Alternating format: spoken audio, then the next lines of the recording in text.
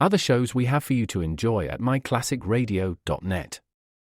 The Avengers was most certainly not a household name in South Africa prior to the radio series.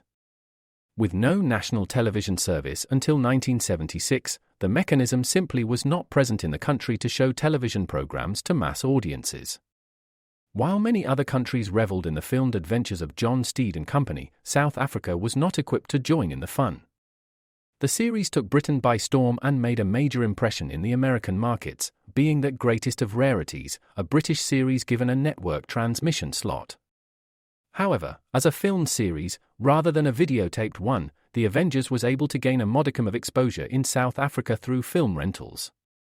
Come and listen at myclassicradio.net.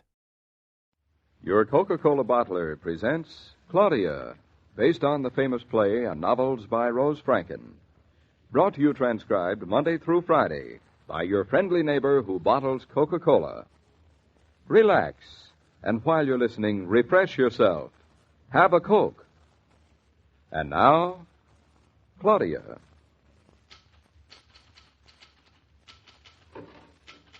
Good morning, Lottie.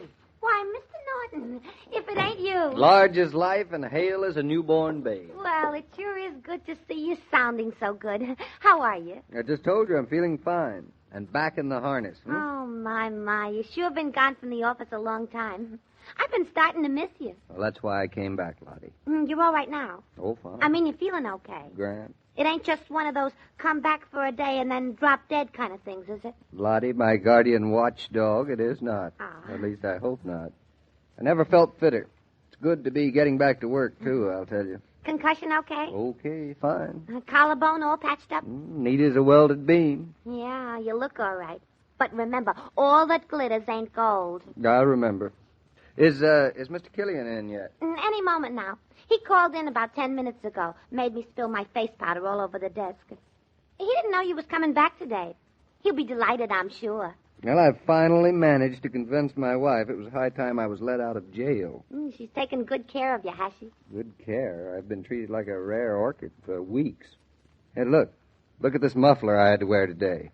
You wouldn't think that one small car accident could change a woman's attitude toward a man as much as it did. Explain yourself, Mr. Norton. Well, I've always been the man in the household. Just as it should be. Then one morning I'm knocked cold. What happens? Mrs. Norton holds the scepter, and I've become a mere piece of molasses in her hand. You ain't got no cause to complain, Mr. Norton. Lots of men are molasses before they even start.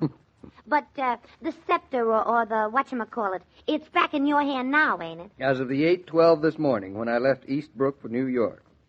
Yes, it's certainly good to be back. I was telling my mother only yesterday, Mr. Norton. You know I live with my mother. Well, I was telling her only yesterday I'd be a happy girl if you came back to the office. Well, I'm very flattered, Lottie. Not at all. I didn't mean it as a compliment. It's the truth. Well, thank you for the truth, then, not for the compliment. I like working for men. There's no one else like them, honest. And Mr. Killian and I like having you work for us. I dare say there's no one else like you either, Lottie. You've been resting up all these weeks thinking up nice things to say to a girl, haven't you? The only thing that's been on my mind. How'd you guess? You sure are a card. When I tell my mother about you, she don't believe it. She says I sure fell in good. This beautiful office, way up high like this. Only 2 bosses instead of 9. And no other girl around to cramp my style or get in my hair. Yeah, I sure like working alone. Then you know where you're at. I'd say you always know where you're at, Lottie. You would? Oh, swell. Well, now, what's on the agenda?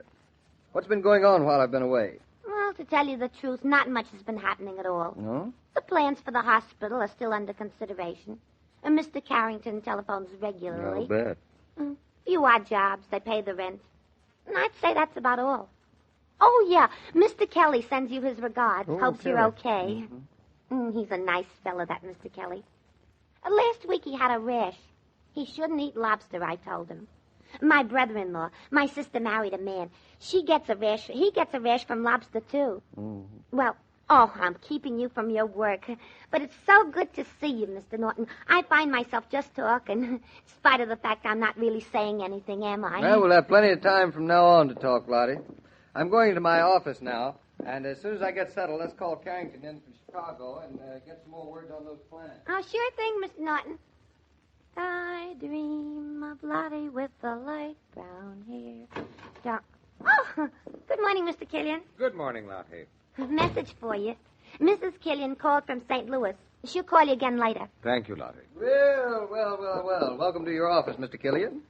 So you're here, are you? I are. What do you know?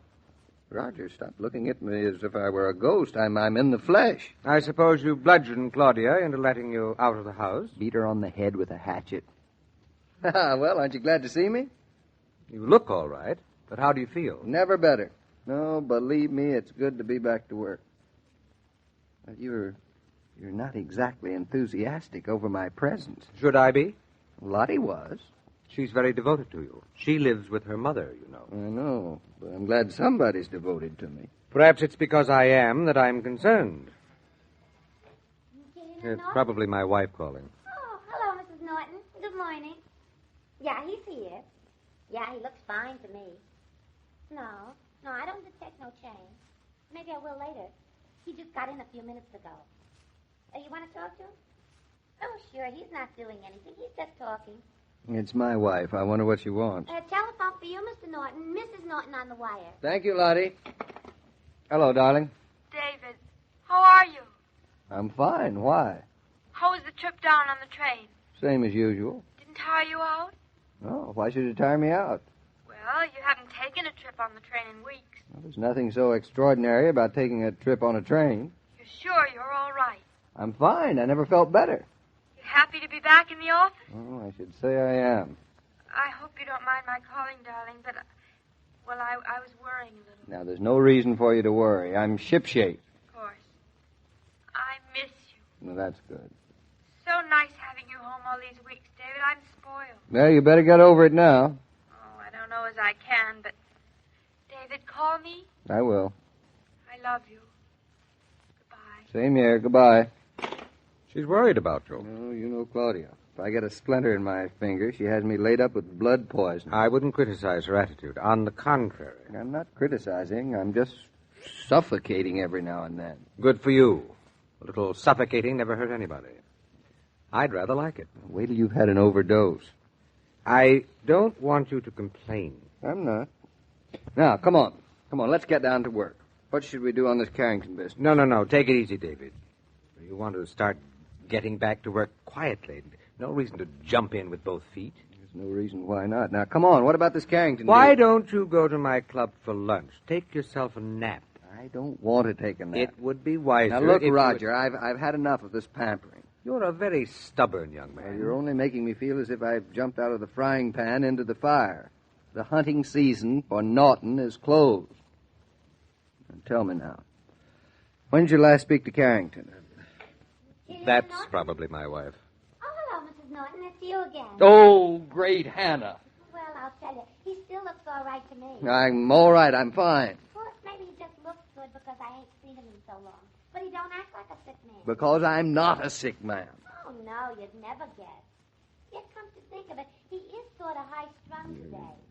Nervous, maybe a little. I'm not high-strung, and I am not nervous. Yeah, I'll watch him for you. The minute I see him getting tired and jumpy, I'll throw him on a train and ship him back home. You hear that, Roger? That's the sort of thing I was hoping to escape. You don't deserve Claudia. You don't deserve her at all. I don't deserve this. I know that much. And you want to talk to him again?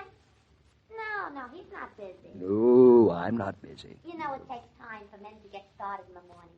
They gotta gossip and chew the rag, only they don't call it that. They call it business.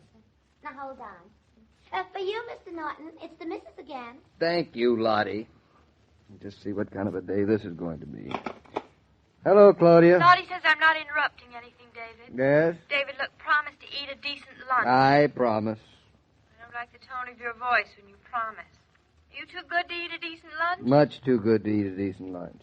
I suppose you're too good to take a nap after lunch, Much too good to take a nap after lunch, too. I suppose you think you ought to work late today, No, I expect to be home at the usual time. Well, thank heavens for little blessings. Let me talk to her, David. What for? What for what? I wasn't talking to you. Well, who were you talking to? Somebody who wants to talk to you. Really? Who? Hold the wire. Here. Hello there, Claudia. Oh, Roger, good morning. Good morning, Claudia. Well, I see you sent your lord and master back to earn the bacon. Oh, he insisted. I just didn't see how I could keep him home any longer. without an anchor. How does he look to you, Roger? A little tense. What in blazes are you saying to But her? he'll be all right, if he'll do what I say. Hey, whose side are you on, I'm anyway? awfully relieved you're there, Roger. You know David. He jumps in head first. I'll keep an eye on him for you. What a relief. Say, I'm not being a nag, am I? If I were your husband, I'd consider your attitude most flattering. Well, you're not. Nice thing to say, Roger. Listen, I'm not going to telephone again. I'll leave everything to you, Roger. Do that. Well, give my love to David. Tell him I love him. I'll do that jealously. Goodbye. Goodbye. Well, Well, what did she have to say? she sends you her love. Is that all she called about? I have been given full responsibility for your well-being, David. Now, sit down. Stop pacing up and down like that. You're exhausting me, and you're wearing yourself out. Sit down, stand up, take a nap, eat a good lunch. The only person around here who treats me like a human being is Lottie. Excuse my interruption. I brung you a glass of milk. What for? To drink, nuts. I don't want a glass of milk. It's good for you. Make you big and strong. I am big and strong already. All that glitters ain't gold. I had a cousin once, a male cousin. He was sick. Yeah. Then he was well, walking around feeling good, like you. Suddenly, he keeled over. You see? He wasn't as well as he thought he was. Give me the milk. I'd rather drink it than listen to lectures. He sure is a card, ain't he, Mr. Kidden? And so independent, just like a man. Give me the milk. I got all kinds of vitamin pills in my pocketbook, too. If you feel weak or something, just yell. I'll yell any minute now. Why don't you just give up, David? Give up what? Admit it. You're not ready to be back to work. But I am ready. I'm feeling fine. So you said, but we know better. And who is we? Claudia, Lottie, and myself. This is a plot. 3-1, David. We're the majority. And in a democracy, the majority rules. Meaning what? Meaning, my friend, the majority thinks you ought to take the 11:15 train back to Eastbrook. But I only just got here. You got here at 9:30, and you leave at 11:15. Which gave me exactly 1 hour and 45 minutes of freedom. Time is relative.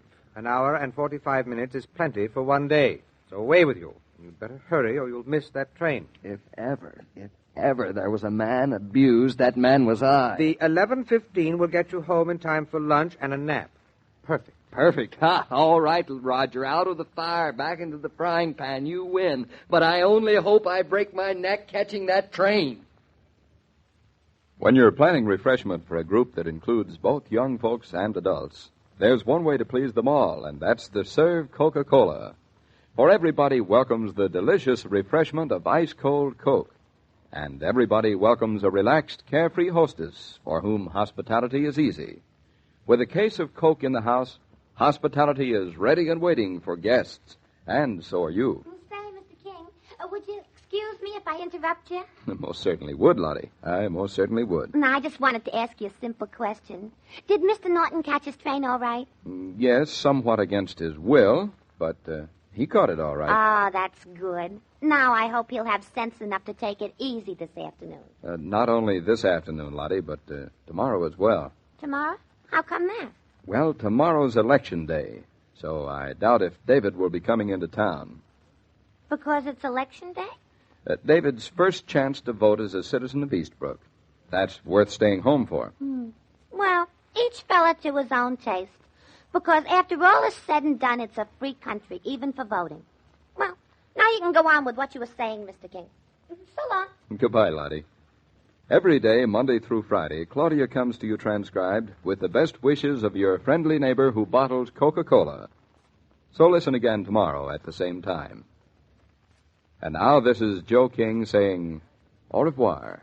And remember, whoever you are, whatever you do, wherever you may be, when you think of refreshment, think of Coca-Cola. For Coca-Cola makes any pause the pause that refreshes. And ice-cold Coca-Cola is everywhere. These broadcasts are adapted for radio by Manya Starr, and the entire production is supervised and directed by William Brown Maloney. And now, here's a word from your friendly neighbor who bottles Coca-Cola.